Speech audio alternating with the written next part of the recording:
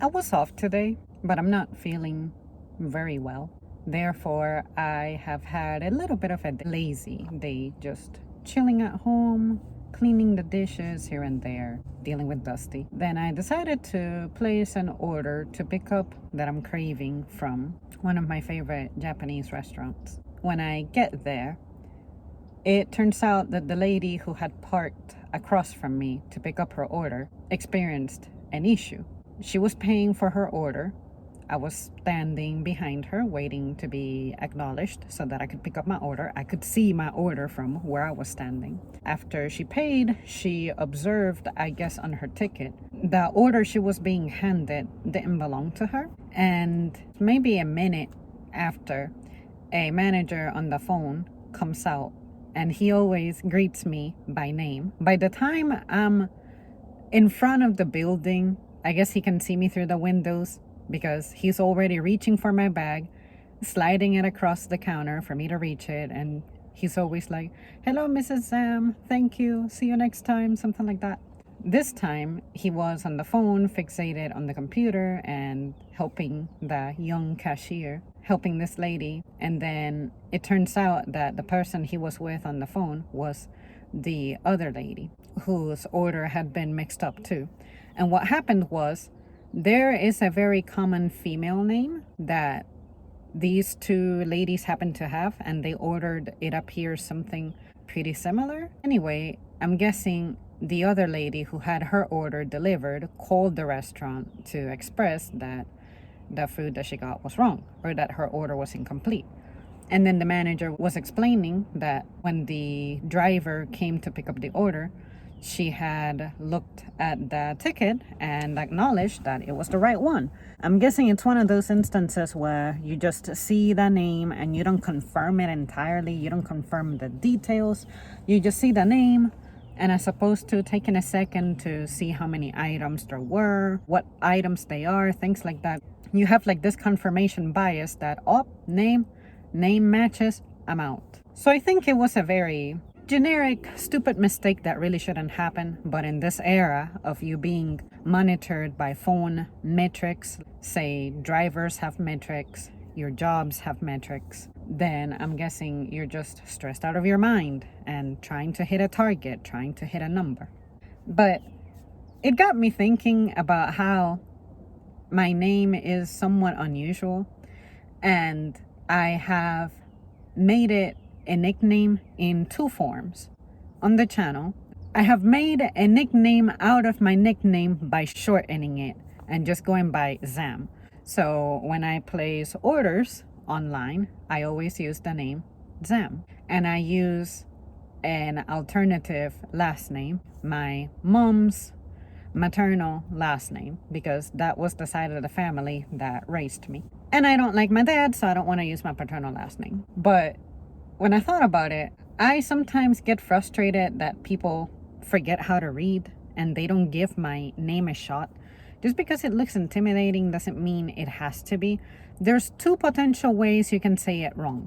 You can either start saying it with X and then am, or maybe you can go Zam, which is what my nickname is, and you're fine. But some people just try to overcomplicate it or stutter unnaturally and unnecessarily over it. But then I thought, it is situations like this, what I just witnessed, that helped me realize that my order being misplaced is something that is highly unlikely to happen, because not only do I frequent only like 4 restaurants, to the point that as soon as they see me walking through the door, they are already grabbing my stuff, ready to hand it to me, and they address me on a first name basis. But also because of how kind of unusual it is, then they would know that they would be handing my order to someone else, and it's pretty much impossible for you to do that, because unless, say, my boyfriend is the one walking in to pick up my stuff on my behalf, most people recognize him already as well.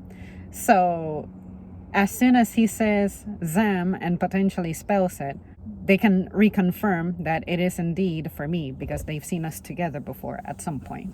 But I just feel happy how, as annoying as it is that it seems like I have to explain my existence, explain to people how to pronounce a very simple looking name that all it has is a different letter on the front, that more than likely I'm being shielded from issues like that. And the restaurant was addressing the problem correctly, in my opinion. They were offering the lady who was there at the restaurant something like, well, sorry about that, we are going to remake it for you and we're gonna give you a little bit extra on the house, something like that.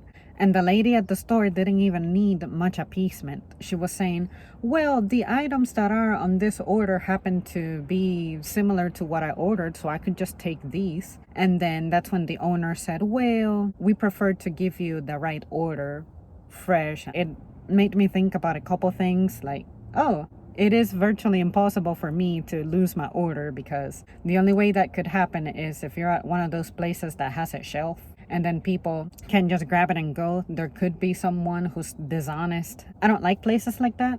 2-3 Sundays ago, my boyfriend ordered from Kickback Jacks. I never order from there, but there's this seafood platter he really likes. And I observed that at their pickup area, they have a sign on the shelf that reads, please do not take the orders without speaking to someone from staff. So I'm assuming that they either had a theft problem or drivers were making mistakes. But also, I have observed that when they hand you your order, they usually get on the computer and they do something on the register.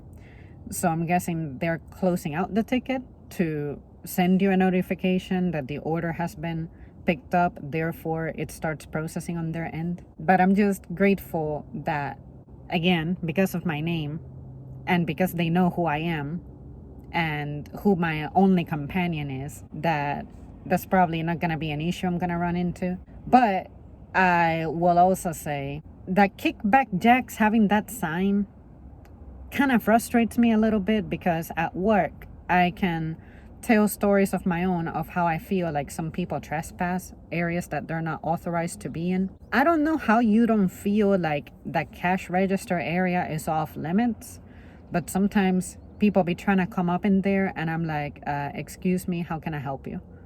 You cannot be back here.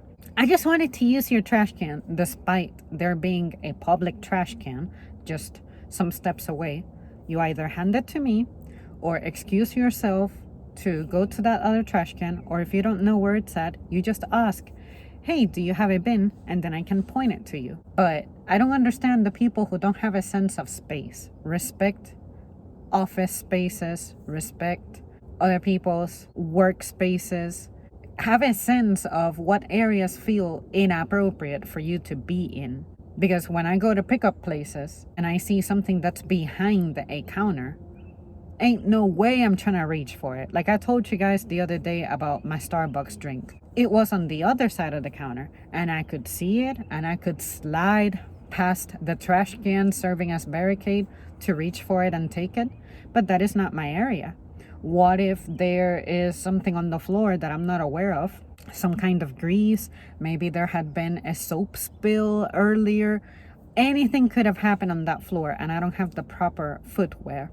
I'm crossing that area, reaching for my drink. I fall and I get hurt. Then what? But see what I mean? Just learn to respect spaces and do a good job everywhere you go. Just confirm, reconfirm that what you're taking is yours, and just be freaking honest. You know, don't rush things no matter how many metrics you have. I know management usually looks at that and they're like, don't prove to us that this isn't gonna work, just make it work. But perhaps if you prove to them that good work requires patience and an extra couple of minutes for it to be fulfilled accurately to where people are happy, then they'll realize that they need to calm down with their stupid ass metrics of how you're timed. So yeah, you guys, just a rambling. Let me know if you have any stories like this. I'm very interested to know, because this is kind of an extension of my job. As a customer service worker, this is a version of customer service I don't experience. Food and driver. But I have joined my boyfriend dropping off food when he was delivering food years ago. That mess was insane because it could be rainy, dark. Apartments don't have their addresses very well lit or well posted in obvious spots. And sometimes a building may have two entrances that lead you to different sets of apartments for some reason. That sucked here and there, and I said, ain't no way I could do this by myself in the dark as a visually impaired person. Okay, that's it. Bye.